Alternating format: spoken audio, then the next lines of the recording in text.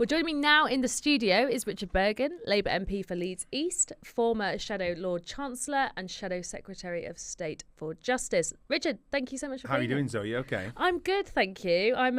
It's quite warm in here actually, isn't it? It's like, It is, it's yeah. Quite warm in the studio. Cold outside, it warm is. in here. It's nice. It's nice and cosy. Because it's been kind of dreadful weather actually the last few days, so it's nice to be cozy. And speaking of cozy, all things Christmas, and the one thing a lot of us look for this time of year, of course, is our Spotify Wrapped. And Richard, I know that you are a massive metalhead. So tell me a little bit about your Spotify Wrapped. What's your top song? Well, sorry to ruin it. I'm not on Spotify. I'm on Apple Music. I hope that doesn't ruin it for everyone. You can still tell me your top song. Yeah. My top band I've been listening to recently has been Napalm Death, which won't surprise some listeners. But yeah, I checked it out before I came. I've been listening to a lot of Napalm Death recently. They've got a big back catalogue, and so I've been enjoying that really. Helps to blast away the frustrations from a long day in Parliament. Yeah, I bet it does. And do you perform? Are you musical as well? Well, I play the guitar, right. Not very well. I play the bass, not very well, and I'm okay on the piano, but I haven't really played any of those instruments for ages. Yeah, too busy messing around in Parliament, really. It's hard to find the time. Just before you came on air, we were talking about this story about Rachel Reeves' chess championship title. I don't know if you've been following it. Have you been following it? Not really. Someone mentioned it before I came in that the Tories have been unfairly saying, I think, that she wasn't the British girls champion when she was. Yes, it seems to be a discrepancy over the wording she used to describe her title. Either way, she did win the under-14 title for the British Women's Chess Association, but somebody has basically claimed that the wording of the title she used was slightly different. But I was just thinking about that being Rachel Reeves' hobby and your hobby being heavy metal. Yeah, quite different. Yeah, my big kind of pastime outside of my work and my stuff in Parliament and the constituency, is going to gigs. Yeah. I went to a gig in Huddersfield the other week. A guy called Vinny Stigma. So he was the guitarist in a band called Agnostic Front. But he was doing a country and western tour, and he was 70 yesterday. So happy birthday to Vinny Stigma, a legend in New York hardcore. But something I was really pleased about recently, a kind of joining up between the world of music and politics, was the Together Against the Far Right campaign. And I got in touch with Barney Greenway, the vocalist from Napalm Death, and they added their name to the Together statement, which is part of a massive national coalition of organisations, individuals and artists as well, against the far right. And they're working towards this massive demonstration march next year against racism, against the far right, trying to get as many people out in London as possible as part of that national demonstration to say that we reject the politics and the racism of the far right. So that was a nice little link up there, gave me an excuse to get in touch with Napalm Death. And I was really chuffed that they said yes and were very enthusiastic about it. That's really cool. And what impact do you think these sorts of mass rallies have? I mean, the rallies that have been capturing a lot of our attention have been these big far-right demonstrations that we've seen marching across London and across the rest of the country over the last year. But do you think that something, this new coalition, the Together Alliance, do you think it can have impact on government, public opinion? I mean, what is it that you're trying to push for? Well, I think, first of all, demonstrations give confidence to people. I think a lot of people feel that racism is now out of control in the country. You see politicians in Parliament coming out with outrageous, appalling stuff. One of the independent MPs stood up in Prime Minister's Question Time yesterday, Shokat Adam, and he talked about Islamophobia, and he talked about instances of Islamophobia where a Muslim person had been stabbed, a Muslim person had been run over. But at the start of his question, when he said, I want to talk about Islamophobia, Lee Anderson from Reform shouted out, there's no such thing. And so there really is that confidence out there. And in terms of my constituents, I've got more constituents than ever are coming to me to say that they've been racially abused in the streets or been racially abused online in a way which I've never experienced so many constituents coming to see me about that as I do now. And so I think it is important that we organise against that and give people confidence to say the majority of people in this country totally reject that divisive, racist scapegoating. And so I do think this Together campaign is important. And bringing people together who don't usually go on marches. And I think that mass demonstrations can make a difference. I think if you look at the demonstrations for Palestine, which have happened month after month throughout Israel's genocide, I think that has helped to push the government's position, not as far as I would like, but it has helped to force the government to change its position in certain ways. You look at the recognition of the state of Palestine, you look at some sanctions are brought, not enough. You look at some end to some of the arms sales. Again, it should go further. But those things wouldn't have happened, in my opinion, without the mass demonstrations. So getting people involved in that, I think, is very important. And on that, are you worried about the prescription of Palestine action and what that means for our ability to protest and free speech? Obviously, the government have said that this is a specific issue with this particular group, and it falls under terror legislation. But do you worry that this is setting the ground for more of a clampdown on our civil liberties in the future? Oh, definitely. And I voted against the prescription of Palestine action. I think I was one of 9 Labour MPs to do so. It was only a small number of MPs across the House who did vote against the prescription. And I think the government should drop this prescription. I mean, as a terrorist organisation, it's absolutely appalling. And it's part of, I think, an authoritarian drift that we've seen. You know, we might come on to discuss, you know, the attacks on the right to trial by a jury. And I think that we need to be very careful as a society that we don't end up seeing a situation where our hard-won civil liberties are taken away. Yeah, well, let's talk about jury trials, because obviously that has been a big piece of news this week. So David Lammy has scrapped jury trials for crimes with sentences of less than 3 years, and he says this is a way to tackle delays in the court system. But civil liberty groups, judges, campaigners have all voiced concern about what this means for people's access to justice. What's your view? Do you think this is going to help unplug some of those delays in the court system? What do you think? What impact is this going to have? It's not going to solve the problem. Now, when Jeremy was leader of the Labour Party, I was the Shadow Secretary of State for Justice. And so at that time, obviously, I was following the situation in our justice system incredibly closely. And even back then, even back in 2019, there was a real crisis in our justice system with people having to wait too long for trial, the justice system kind of grinding to a halt. And that was due to austerity. The Tories closed about a third of the courts. And that led to people, waiting a long time to, victims waiting a long time to get their day in court. And they also cut thousands and thousands of jobs from the court system, both front room and back room jobs. And that meant that our justice system became completely bogged down. But the answer to solving the problem of the backlogs in our courts, where people are having to wait too long, is not to attack the right to trial by jury, but is actually to properly fund our justice system. And it sends a chill through my heart when I think that we're going to be, if the government pushes this forward, we're going to end up in a situation where people could be put away in jail for up to 3 years without having the benefit of a trial by jury. And so I think to myself, who is going to end up disproportionately in jail? And it's an important point to make that despite some advances, the judiciary is a lot less representative of society than juries are. It's a fundamentally important principle that people can be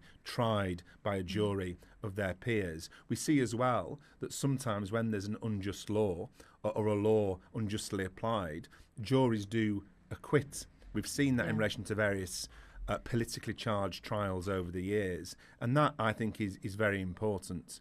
And so it's the wrong thing to do. I challenged the Justice Secretary on it in Parliament the other day. I've also signed an early day motion from another Labour MP, Carl Turner, about this. And I don't think the government will get this through. It wasn't in the manifesto. I think it'll be blocked up by the House of Lords, who don't always do the right thing, and I'd like to see them abolished. But I think they'll block this because it wasn't in the manifesto. But the government should drop this now. I think it's absolutely appalling. I mean, the government would argue, and the line that David Lammy has taken is that 6 out of 10 victims of rape are said to be withdrawing from prosecutions because of delays. And, you might argue that all the things that you just pointed out, all the other reasons there are delays in the court system, the backlogs, the crumbling courts, the lack of staff, that requires money. But when we're in a time where there isn't a lot of money, it's unlikely that the public are going to prioritise the justice system for an injection of funding. So how do you make the argument to the public and the government that if they really want to fix this and they don't just want to do more managed decline, they have to spend the money. Well, this doesn't fix the justice system, David Lammy's proposal. It wrecks the justice system even further. And people do want a justice system that works, whether they're a victim of a crime or whether they've been accused of a crime that they didn't commit. And we've seen plenty of miscarriages of justice over the years. People are proud of our justice system historically, and it's been degraded through austerity. Now, of course, you look, the example you gave of victims and survivors of sexual crimes. They shouldn't be having to wait the amount of time they're having to wait. But the solution to that is to properly fund the justice system and properly value victims, not to take away the trial by jury. That's not done in the name of victims. And I think we're going to end up in a situation where the majority of criminal trials in this country will therefore take place without a jury, and that's just completely outrageous. And at a time when there is a shortage of judges as well, and yet we're heaping more pressure on them. It seems quite an extraordinary leap of logic to me, but there we go. Let's talk about the budget, because we actually spoke just before the budget, and you told me a number of the things you wanted to see, and I suspect it's a bit of a mixed bag. There was some joy from the party on the lifting of the two-child benefit cap, which is obviously something that you and colleagues have been campaigning about for a long time. But I don't want to put words in your mouth, but I'm going to guess you think it probably didn't go far enough on taxing wealth. Is that a fair analysis? No, that is true. I mean, in terms of the budget, first of all, I was very pleased that the government finally got the message and is going to scrap in full the two-child benefit cap. I was suspended from the Labour whip a few weeks after the last general election for 6 months for voting to add scrapping the two-child benefit cap to the government's programme. The reason I did that was because all the charities, all the poverty organisations are clear that it's the quickest way of immediately lifting hundreds of thousands of children out of poverty. We carried on campaigning on that, and I want to give a big shout out really to all the campaigners outside Parliament who've carried on pushing on this issue and forced the government to do the right thing. It'll lift 400,000 children out of poverty. So obviously I was really pleased about that, and it'll help thousands of children in my constituency. But more widely, you're right, the budget didn't go far enough in terms of dealing with the cost of living crisis, and the government hasn't done what I think it should do, which is to properly tax wealth, not work. And we're going to carry on pushing for a wealth tax. We don't see stealth taxes on working people. We want to see wealth taxes on extreme wealth. Because you said earlier that some say that there's no money left. Well, there is plenty of money in this society, one of the richest economies on earth. The wealth of UK billionaires is more than doubled since 2010. So in 2010, UK billionaires had a combined wealth of £250 billion. It's now over £600 billion. And very well, how many of my constituents, how many listeners have seen their wealth double in the last 15 years? And so the wealth is there. The government just needs the courage and the conviction to actually tax it properly. I want to ask you particularly about how the budget will impact young people, because you spoke there about this budget being increased through the money from the budget coming mainly through increases to increased taxes, which tend to be frozen thresholds. There was some stuff in there for younger people, such as minimum wage uplift, but not only are young people likely to be impacted by frozen income tax thresholds, also the student loan repayment threshold has been frozen, which means that workers earning above a certain amount will be dragged into making larger repayments on their student loans. Private renters could also well be hit by the tax rate on income properties rising. It's likely that young people will feel the effects of many of these policies and probably see a bit less money in their pocket. There was the mansion tax, which has been seen as potentially a tax on assets. But really, if young people are looking at what this budget does for them, this Labour budget, they're not going to see an awful amount in there, are they? No, I mean, obviously I welcome the mansion tax as a step in the right direction. But you're right, when it comes to what they call the fiscal drag, where more and more people are going to end up getting dragged into paying a higher tax rate or end up paying tax where they didn't do previously. I don't agree with that. But all of these things, all the things that you mentioned, which I do agree is the wrong approach, all of these things happen because of one particular thing, and that one particular thing is that the government won't grasp the nettle of taxing extreme wealth, and so they go down these other paths of trying to find the money from elsewhere. Rather than this, what they should be doing, in my opinion, which is what I've been pushing for, is a wealth tax. For example, I've been pushing for a wealth tax of 2% on assets over £10 million. Now, that would raise, from 20,000 families, it would raise £24 billion a year. You could also equalise capital gains tax with income tax. There's been some small move in that way, but if you fully equalised capital gains tax with income tax, that'll mean that income from wealth or income from dividends is taxed at the same rate as income from work, which would be far fairer. That would raise up to £14 billion. And then, you know, you look at the situation in relation to the banks. One of the reasons that people are going through such a cost of living crisis out there is because there hasn't been a real turnaround since the banks crashed the economy back in 2008. The banks were responsible for that crisis. There's no reason why the banks shouldn't be paying a windfall tax on their profits in the same way that the energy companies are. And again, that would raise billions and billions of pounds. So there is an alternative. But where the government doesn't dare to take that alternative, they end up doing things like cutting the winter fuel payment, which you then had to do a reverse on. They end up pushing through cuts to disability benefits. They end up making the decisions to further freeze the income tax thresholds. They end up making the decision about freezing in relation to the student loan repayments. All of these things end up taking the government down a path which won't allow them to tackle the cost of living crisis, which is what the government at the end of the day will be judged on at the next general election. And what about the triple lock? So last week we had Conor Nakan from the Intergenerational Foundation, who was arguing that the triple lock isn't fair, that it's not sustainable, and the question isn't if it has to go, it's when it will go. There is a mood brewing that the young people are continually getting screwed, essentially, to keep funding wealthy pensioners. I mean, what is your view on the triple lock? It's something that no party wants to touch or talk about. Here's what I think. I think everyone's getting screwed virtually. I don't think it's a question of young people getting screwed while older people have the life of luxury. If I look around my constituency, that's not the case. Young people are struggling, older people are struggling. There aren't many people in my constituency who are living the high life. And so I think we've got to be very careful not to have a false divide where it's young people against old people, or workers who are born in this country against workers who weren't born in this country. I do think we need to have the kind of politics of the 99%. There are plenty of pensioners in poverty. And so, of course, we need to ensure that young people have their living standards lifted. But if we go down the path of pitting different generations against each other, I do think it leads to a bit of a dead end. There's enough wealth in our society for every person to have a decent standard of living, for everyone to be able to have a house, for everyone not to be saddled with debt. If we tax the wealth of those with extreme wealth, I've mentioned billionaires, I've mentioned a wealth tax of those with assets over £10 million. Well, this is the thing. If someone has assets over £10 million, whether they're 19 or 92, they should be taxed on it. Because it's not a question of age, it's a question of wealth, in my opinion. And what about if they have a £2 million house? Should they be taxed?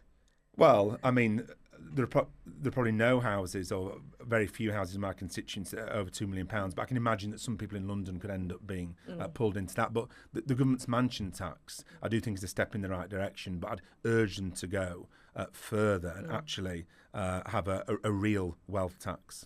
Richard, thanks again. My thanks pleasure. for How are you sticking doing? around. Yes, yeah, all good. Let's talk a little bit about the future of the Labour left. As I'm sure you're aware, the polls are not looking great for Labour at the minute. For you, as someone in the left of the party, why stay? You know, we have the Greens shooting up the opinion polls with Zach Polanski. We have challenges in your party, which, to be fair, does look quite chaotic. But again, you know, they're capturing a lot of the discontent. Why, for you, is it important to stay in the Labour Party, even if, to be honest, they're not making you feel very welcome? Well, it's a good question.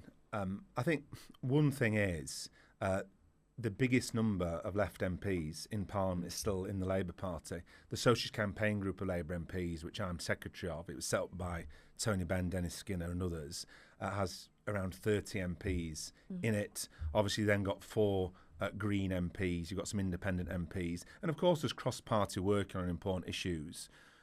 For example, I organised in Parliament a series of evidence sessions, the Israeli war crime evidence sessions, and 80 MPs from 90 parties, 80 MPs from 9 parties took part in that.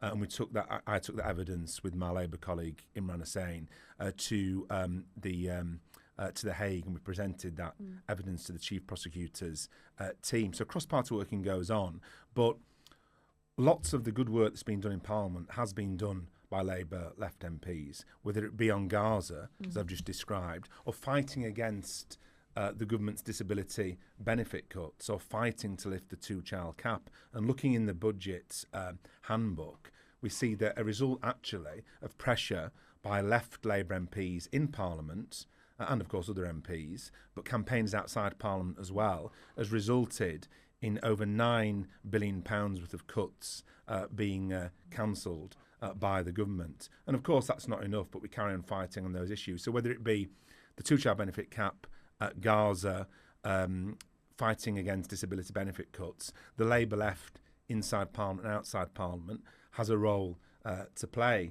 Now, inevitably, we're looking at a situation where all the opinion polls show that for the first time in our country's history, if there's an election tomorrow, we're going to end up with a far-right government. And we've had very right-wing governments before in our country's history. We've had Thatcherite governments. We never had a far-right government before. And I think that a Farage-led reform government would be that. So I think the Labour left has an important role to play. But of course, so does the left outside the Labour Party as well. Some in other parties, some in no party at all. Because it's always been the case that socialists in different organisations have ended up on the same side on big issues. You see that in Parliament, you see that in campaigns across the country as well. What do you make of your party and the Greens as to potential challenges to some of that disillusioned base? Do you see a future where Labour could work alongside them? I mean, maybe not under this particular leadership, but what is your view on how these parties should work together and if they should work together? Well, I think you see it in Parliament. I mentioned the work on Gaza, where stuff that I've done, MPs from other parties have backed me on that and joined in. I sign early day motions from other parties on particular issues. I voted the other week for an important environmental amendment that was put down by Sian Berry, the Green MP. So there aren't those kind of those tribalistic divides which people sometimes think exist. In practice, when it comes to the big issues, lots of those tribalistic divides kind of wither away. But when it comes to the next general election, I do think the leaders of all the parties will have to have a serious discussion about how the task of stopping the first far-right government in our country's history is dealt with.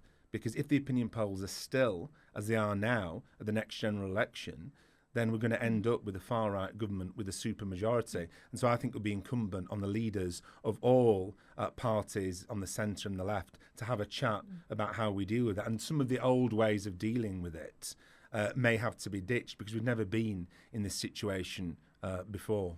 And how is it dealt with? Because when you look at the emerging far-right, it's so different from the old far right, the way it organises, the way it communicates online, the way it recruits. And it feels from the outside like the government hasn't quite understood how the new far right ecosystem works, how interconnected it is with the US and how it uses social media. Do you worry that this government just does not have a grip on really how close we are to having a far right government? I think there's too many people in the government and too many people in Parliament who think that business as normal in politics will somehow suddenly magically return. And they think, some of the people in government, including the Prime Minister and definitely the Home Secretary, think that the way to beat reform is by fighting on their territory. I see that tonight on BBC Question Time, it's an immigration special. Why aren't they having a cost of living crisis special? Because all the opinion polls show that the biggest issue impacting people is the cost of living crisis. yet we have this situation where the government is trying to defeat reform by chasing reform's tail. And I look at Shabana Mahmood's appalling announcement on immigration and asylum policy recently. That only reinforces reform's position, in my opinion. So we need a radical change in direction from the government to really tackle the cost of living crisis, because that's the only way to beat reform. And inevitably, you're going to have people from progressives from different political parties and progressives who aren't in any political party, all having an important role to play in trying to shape the national conversation ahead of the next general election. We can't go sleepwalking into having our own version of Donald Trump in number 10, which is what I think Farage would be. And immigration is one issue that we talk a lot about, and the government has, I think you totally characterise it as almost kind of aping reform on this issue by trying to look very hard on it and actually making it much more salient in the minds of voters. Another issue that is emerging, that is being talked about increasingly by the right-wing press and in that kind of digital ecosystem, and increasingly by Labour ministers, is the issue of welfare. Particularly this phrase that suddenly has cropped back up from the 2000s, benefit street, that we heard the Kemi Badenoch said in PMQs the other day. It's circulating on X. And now we have Wes Streeting, the health secretary, talking about doing a review into mental health diagnoses. We have the work and pension secretary and the chancellor talking about needing to drastically bring down the welfare bill.